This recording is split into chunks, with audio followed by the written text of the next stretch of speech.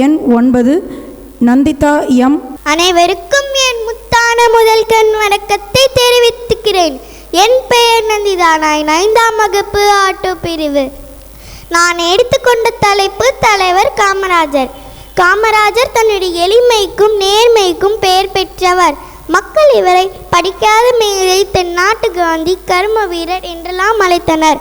பெருந்தலைவர் காமராஜர் 1903ஆம் ஆண்டு ஜூலை 15ஆம் தேதி விருதுநகரில் பிறந்தார்.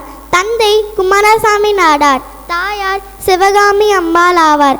தந்தை இறந்ததால் பள்ளி படிப்பை 6ஆம் வகுப்போடு நிறுத்தினார். பின்னர் வேறு கடையில் சேர்ந்து அங்கிருந்து நாளிதழ் படித்து நம் தேசத் தலைவர்கள் பேச்சை கேட்டு சுதந்திர போராட்டத்தில் ஆர்வம் காட்டினார். தந்தை இறந்ததால் பள்ளி படிப்பை 6ஆம் வகுப்போடு நிறுத்தினார்.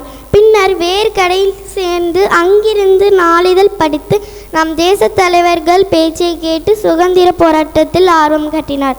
தமிழகத்தில் முதல் தலைவராக காமராஜர் செய்த பணிகள் அளவற்றவை. மூடிய பள்ளிக்கூடங்களை திறந்தார். மேலும் பல பள்ளிக்கூடங்களை கட்டினார். இதனால் பள்ளியின் எண்ணிக்கை 27,000 ஆனது. 6,076 படித்த வேலை வாய்ப்பெற்ற இளைஞர்களுக்கு பணி வழங்கப்பட்டுள்ளது.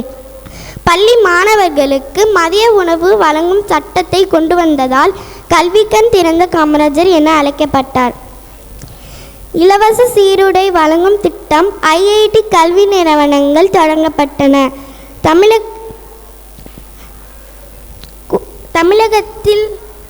தமிழகத்தின் நீர்வளத்தை பெருக்க பல அணைகள் கட்டினார். அணைகளின் மூலம் கிடைத்த மின்சாரம் பெருக்கினார். பல புதிய தொழிற்சாலைகளை உருவாக்கினார். அவரது ஆட்சி காலத்தில் 9 நீர்ப்பாசன திட்டங்களை நிறைவேற்றினார். அரசு ஊழியர்களுக்கு வைப்பு நிதி, காப்பு நிதி ஆகிய திட்டங்களை நிறைவேற்றினார். கன்னியாகுமரி மாவட்டத்தில் பல மலை கிராமத்தில் குடிநீர் தட்டுப்பாடு காரணத்தால் மாத்தூர் தொட்டி பாலத்தை கட்டினார். தலைவர் காமராஜர் காந்தி ஜெயந்தி அன்று 1975ஆம் ஆண்டு அக்டோபர் 2ஆம் தேதி இயற்கை எய்தினார். மக்கள் இன்றும் காமராஜர் நல்லாட்சி பற்றி பேசுகின்றன. தான் மறைந்தாலும் தன்னுடைய செயலும் மற்றும் பண்புகளும் அழியாது. மக்களின் மனதில் வாழ்ந்து கொண்டிருக்கிறார் நமது காமராஜர். நன்றி.